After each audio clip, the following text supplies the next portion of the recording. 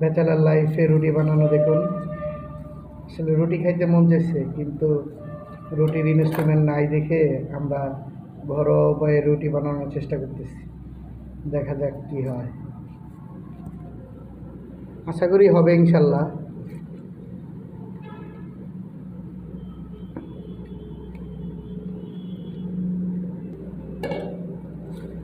মাশাল্লাহ, আলহামদুলিল্লাহ, আমাদের রুটি বানানোর যে প্রাথমিক যে কাজটা সেটা সম্পন্ন হয়েছে, হবে ইনশাল্লাহ।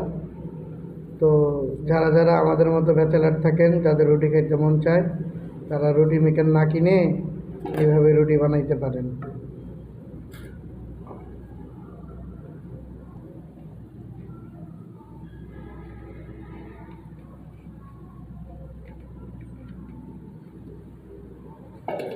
এই যে আমাদের রুটি হয়ে গেছে।